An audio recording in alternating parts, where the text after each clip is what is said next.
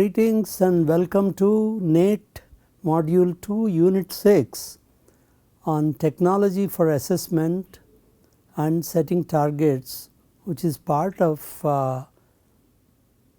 design phase. In the previous unit, we understood the nature of assessment. As we have been repeatedly saying, assessment really drives learning. So, designing correct assessment is the key to improve the quality of learning. And we also identified the sub processes of design phase. We will now continue with the first two sub processes of design phase, which are to understand the nature and role of technology for assessment and evaluation. The choice of technology will determine the kind of assessments that you can design or want to design, because technologies do not exist for every type of assessment. So, depending on the technologies available to the teacher or available at the institution, you need to work on the design of assessments. And similarly, evaluation also, which is associated with assessment, will also require its own technologies. And the next stage is design of assessment is also based on how you have set the targets for the attainment of course outcome, which we have considered in great detail in module 1. Now, you can use information and communication technologies at several stages of assessment and evaluation, not only in engineering programs, for that matter any other program.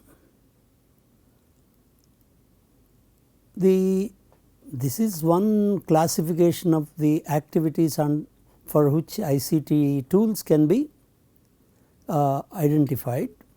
First thing is managing item banks. We are only looking at activities that come under design phase, not as a part of instruction. The ICT tools for instruction are very different, which we will explore in the module 3. Now, the area where ICT tools can be considered are management of item banks, or sometimes known as question banks. Creating assessment instruments, that can I design from the item bank a set of assessment instruments or question papers, as you can call, or technologies that are used in conducting examinations, and also aggregating the responses of students, which is a very peculiar requirement in Indian context, that is for especially affiliated colleges, where students write the same examination at multiple places and the responses of the students have to be collected and sent to a centralized place. And also evaluation of student responses, computing attainment of outcomes and grades, and these days what are called learning analytics. So, these are all the areas related to assessment that the information and communication technologies can be used. Let us consider each one of them one by one. Now, item or question banks, everybody is familiar with this concept, but different people have different opinions. Some people consider you are only providing a method to students to mug the answers for a large number of questions and reproduce them. Or sometimes also what happens, they, for variety of reasons, either the teacher or the institution or the sometimes university start shrinking the size of the question bank. That means you have 50 questions, out of which 20 will be asked in the exam, which completely destroys the purpose of assessment. Some people feel if you have item banks created a priori, then it is possible to design good quality questions properly designed, distributed over several cognitive levels as well as course outcomes and so on, and one can design a very balanced examination paper or an assessment instrument. And you can also create assessment instrument, multiple versions of assessment instrument which are all of the same quality. So, we take the position that item bank properly designed can have a great impact on the quality of learning in any institution. So, we say a right sized and well managed item bank can greatly contribute to the quality of learning. So, the key words are right sized and well managed. So, let us look at a well managed item bank at a university level can have impact on very large number of students. If you are adopting the item bank approach at the university level, it can, because there are large number of colleges involved, and it will impact on the quality of learning of large number of students. That is easily stated, but the key is well managed item banks. When you have to create item banks for about 400 and odd or maybe sometimes 600 courses in a centralized place, the processes, the people involved or the way you review, these can become extremely complicated, and in that process it may be difficult to assure the quality of item banks. So, what do we mean by well managed item bank? For example, you can seek contributions from different teachers and sometimes even from students to contribute items to the bank. It need not be designed by one person, and in fact should not be designed only by one person. And when they come from multiple sources, the quality of the item may sometimes will become questionable. First of all, the language itself may not be appropriate, there may not be adequate clarity about the question, or there can be significant variation in the difficulty levels, and sometimes even technical incorrectness also can creep in. So, what happens before an item is accepted into the bank, there has to be a review committee that will check out all these things before it is actually incorporated into the bank. So, and to do this, to review all these items for a few hundred courses is not going to be very easy. That is why in a centralized way, while it is desirable, it may be very difficult to actually implement and still produce a good quality item bank. And right sized would mean what? How many questions should you have in the item bank for it to be meaningful? Yes, we say a starting number will be about 1000. At least 1000 you can start, then only it can be meaningful. And also the question should have a large adequate numerics in them. So, when you have questions that demand numerics, then every time you ask the same question, I can change the numerics. I can change some numbers, so the students cannot mug the answers for those questions. So, these are the features that have to be incorporated in designing a good question bank. On top of that, you should also keep the question bank or item bank dynamic. What does it mean? Every year you kind of archive 10% of the questions. I am saying arbitrarily 10%, it could be 15%, and bring in new questions. The same 15% new questions can be brought into the bank. So, to that extent the yearly change in the item bank can be as much as 20 to 30%, which is a good one. And the items that are archived can be brought back into the item bank maybe after a few years.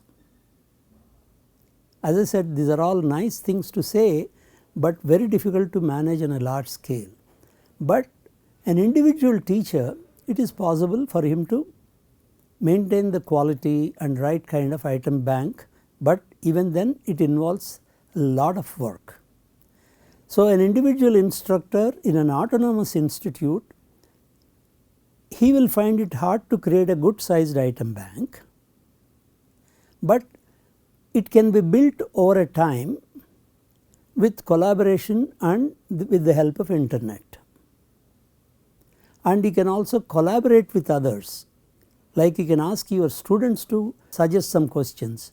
You can borrow from your colleagues from other institutes and so on.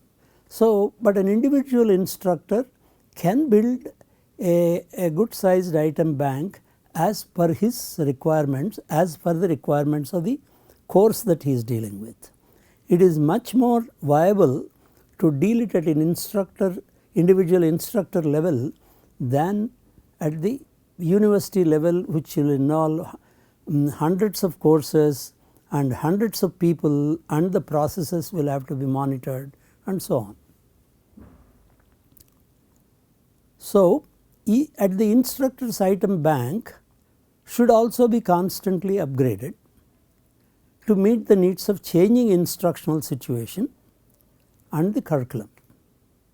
So, it has to be dynamic, and it can be made dynamic with at the individual faculty member level, but it will be lot more difficult to create at the university level.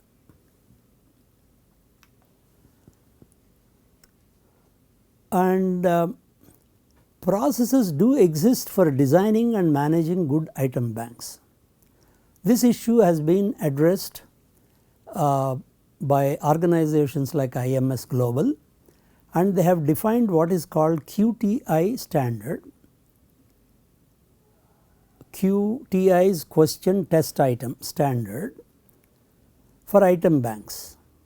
So, if one wants to design an item bank, it is good to borrow the standard from IMS Global, which is available on their site and it is free, and any software that you want to develop for managing all the processes related to the item bank, they can be designed based on the standards made available by IMS Global. So, technologies are available and different companies have developed technologies as per the standard.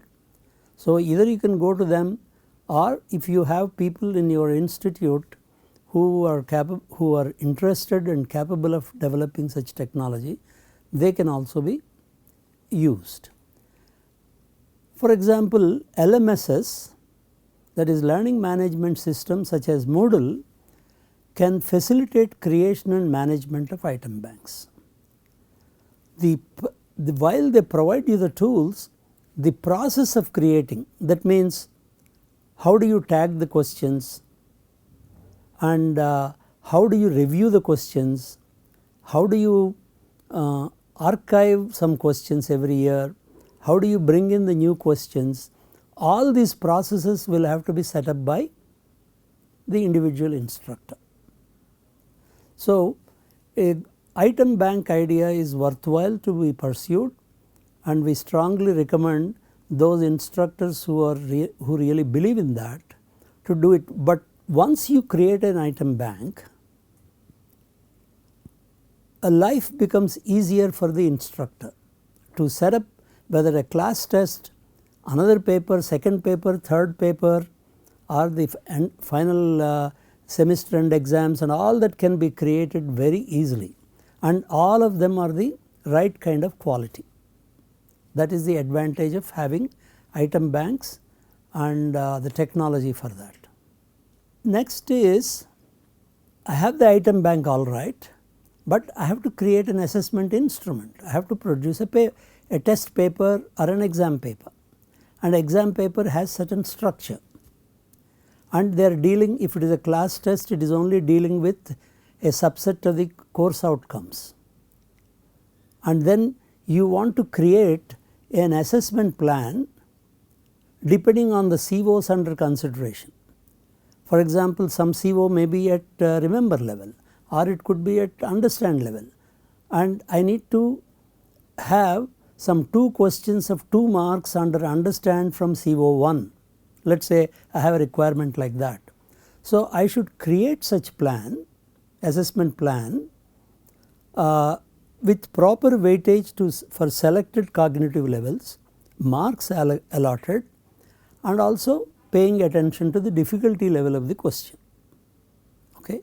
So, all this can be, I would not say automated, can be structured in a proper way. So, you create a plan first, and according to that plan you create the assessment instruments. Now, tools are available to create multiple structures of assessment instruments as per the chosen assessment plan. For example, I want to give weightage, let us say out of 20 marks 5 marks for understand questions belonging to CO2. Now, I can create multiple structures, that is the weightage for different questions can be modified, and yet it is broadly as per the assessment plan. So, tools are available for creating such options. So, any structure that you can take, once I select my structure, then this structure I use as a basis for actually creating the assessment instrument. Now, conducting the examinations has certain legal aspects to that, because there are several legal records that need to be created when you are conducting the exam with regard to who is present, who is not present, why is he not present, the whole day that will have to be properly kept track of. Sometimes you do have legal cases related to these conducting the examinations, and systems exist for conducting examinations in multiple places as required for affiliated and non-autonomous colleges, because the whole country has been dealing with mostly non-autonomous colleges affiliated to universities. Over a long period of time, people have tried different things and slowly kind of settled down in that. So, we do have systems that take care of conducting the examinations. Some aspects of that are done by ICT tools, some are done manually. So, systems do exist for conducting examinations in multiple places, and also you have to, when you are conducting the exam from a centralized place, you have to transfer the assessment instrument or your question paper in a secure way to the examination center. Sometimes you have to give enough time after sending it for adequate copies to be made from that. So, for this also both technologies exist, and where systems also exist to create adequate copies of assessment instruments at multiple places. And many autonomous institutions, because they have to deal with only their college, they have created their own systems for conducting examinations. Some of them are partly ICT based, some of them are manual systems. Now, you have another issue because of the affiliated college. You have to aggregate the responses of students. Student has written on pieces of paper his responses. They have to be collected and properly tagged and coded and transferred to a centralized place. Such a system does not exist anywhere in the world, but we do have solutions for that, to aggregate the responses of students from multiple examination centers through scanning and encoding and distributing them to centralized evaluation centers. There will be several centralized evaluation centers, whereas you require elaborate systems for a university. For an autonomous institutions, simple procedures are adequate for collecting the responses of students and making them available to the evaluators in autonomous institution. For example, in an autonomous institution, I can conduct the objective type of questions using an LMS. So, the student will respond on his internet device, and whereas written papers, written responses, the teacher himself can collect. Or you can have for multiple choice questions, you have several optical readers and calculators and so on, they do exist, and these technologies continuously change, and it depends on the access and availability of these tools to the instructor. Now, the next stage after collecting the responses at one place, evaluation of student responses. Technologies exist for evaluating the responses of students to multiple choice, multiple selection, and filling the blanks in a variety of contexts. NPTEL is a major example of that, and also NPTEL type of systems do have tools to flag the test items if large percentage of students did not correctly answer them. They flag them.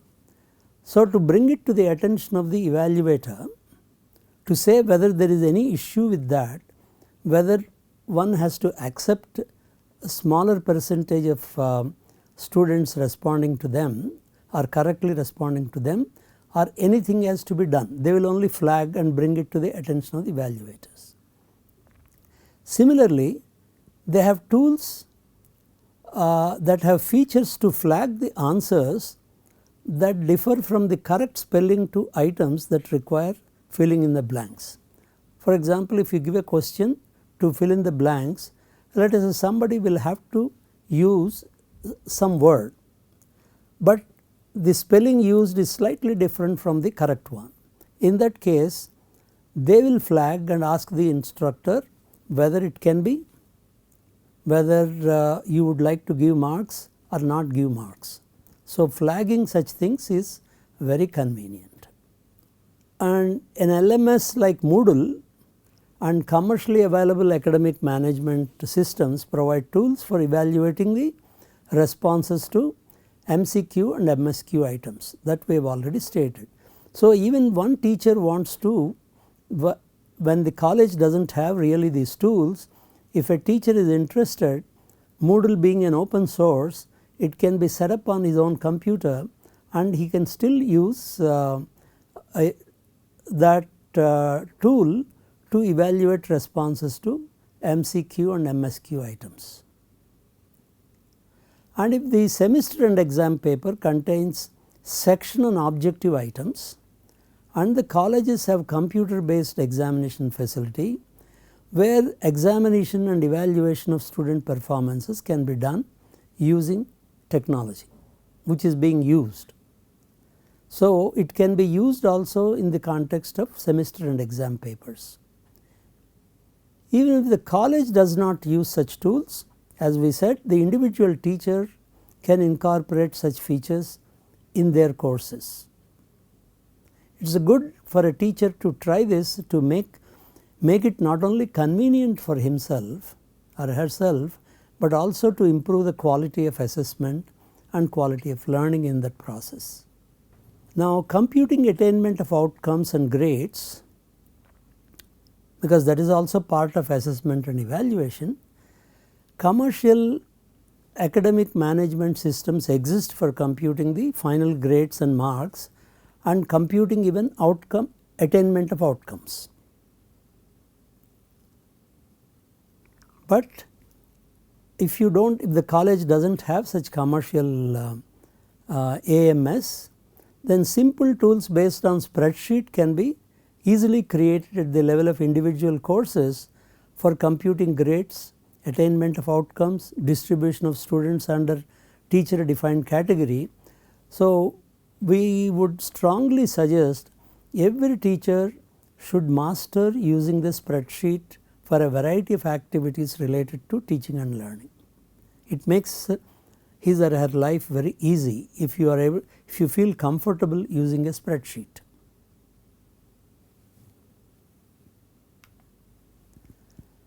Now, these days learning analytics, you are trying to get some information out from the way the students have performed in different courses in different semesters, different years and so on, across disciplines or across degree or across let us say engineering programs. And the kind of information you seek may differ from one situation to the other, but learning analytics can provide information required first by the management. For management to understand what is happening, instead of waiting until some crisis that comes, one can process the information that is already available based on the performance of the students and can be presented in a format that management can deal with or understand. It can also facilitate better placements. If you have good analytics, there are some colleges which have tried to use these analytics to improve the placements. And you can also identify trends and generate data as required by the accreditation and regulatory agencies. So, it is learning analytics is slowly becoming quite popular with some of the institutions. Now, we come to a kind of a specific thing, quiz. If you talk about quizzes are normally used for as a part of formative assessment. Sometimes they are also getting used as a part of summative assessment. That means you give some marks and give some weightage to that and add it to the final for computing the final grade. And this is where you can use open source tools like Google Forms to conduct a quiz. That means give a series of questions, maybe 5 or 6, and ask the student to kind of give either multiple choice or even sometimes fill in the blanks. And if you use the Google form, the responses can be processed or evaluated, and you can already get even graphic form the results how the class is performing. So, it can be used both for summative and formative assessments, and you can save on the time the teacher has to spend if he has to do it manually. Then if he has to look at each response manually and tick it and integrate them and then give feedback, it is very time consuming. Because it is time consuming, people may not use the quizzes as an effective tool for teaching and learning. So, you can use tools like Google Forms to take care of that.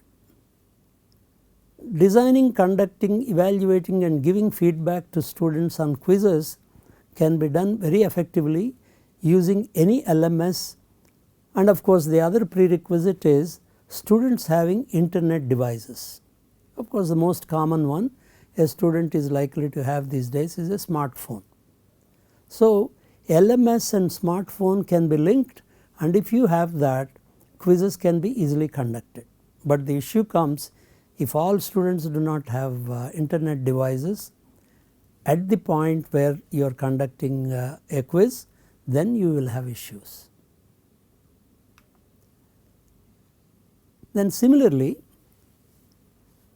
assignments, several colleges are using WhatsApp and LMS for interaction between teacher and the students in relation to assignments. So, you can put the assignment on an LMS, or you can write on a piece of paper or type something and then take an image of that and send it through WhatsApp to the student groups.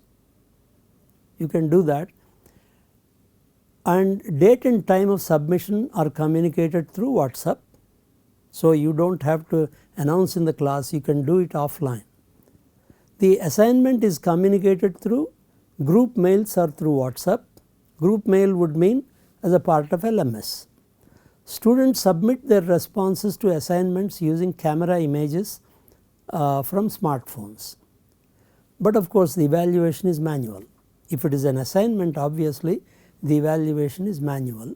We do not have technologies as yet for evaluating the performance of students to questions that require either short or long answers or very elaborate steps are involved. We do not have technologies as yet for that.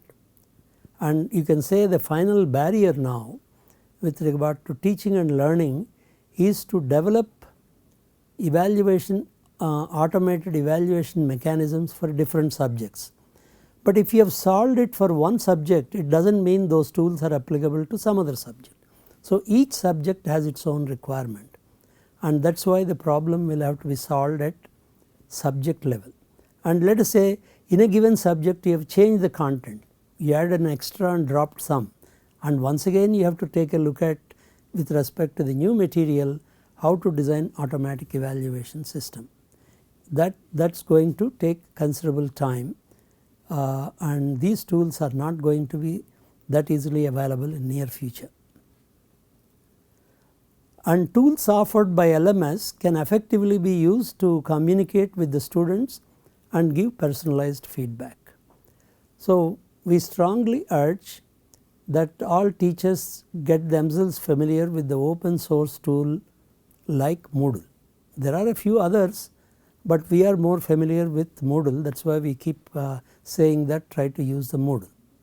So, the choice of technologies depends on the nature of the subject, access, comfort levels of faculty and students with technology, instructional methods used, and system under which the courses are offered. As you can see, a whole lot of factors determine that. That is the reason why it may not be that very easy to legislate which tools to be used. So, initially individual teachers who feel comfortable in using such tools should start with and kind of slowly spread across to other courses in a department. Some institutions, very small in number, started using assessment and evaluation tools offered by open source LMS like Moodle. Teacher can personalize the technology for courses using an LMS with some technical support, because everyone may not be very comfortable in trying to write several PHP programs or design special small modules that can be integrated into the LMS tool itself. Now, that is about technology and assessment and evaluation.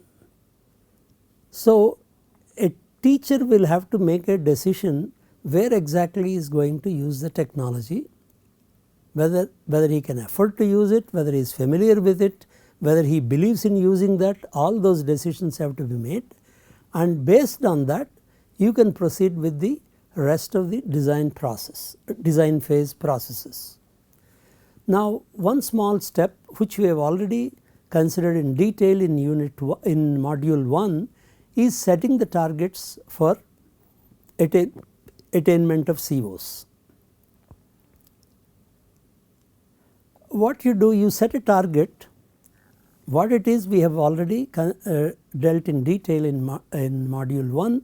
So, the performance of students need to be compared with the set targets. This comparison enables the teachers to plan for continuous improvement in learning. And the targets influence the design of assessment instruments also. If I have set a target, depending on my understanding of my own students, I have to now decide what kind of items do I incorporate in my assessment instruments. the difficulty level, cognitive levels, what percentage of questions do I put under a specified cognitive level, all that will be influenced by your perception of the student's abilities with regard to the set targets. And there, as we indicated in module 1, there are several ways of setting targets presented in module 1, and here is one sample which we have been recommending. So, targets are set for each CO of a course separately, the way we have shown in the table, and it does not directly indicate the distribution of performance among students, because you are only computing the class averages. However, it has the advantage of finding out the difficulty of a specific PO. If you feel comfortable with tools available to you, you can make this setting the targets a little more complicated to meet your requirements. Now, we request you to kind of list the specific technologies you used in connection with the assessment in courses that you taught. What are technologies that you have used? Please make a list of that and share it with us at this particular email ID. And in the next unit, we try to understand the process of designing assessment plan for a course. Thank you very much for your attention.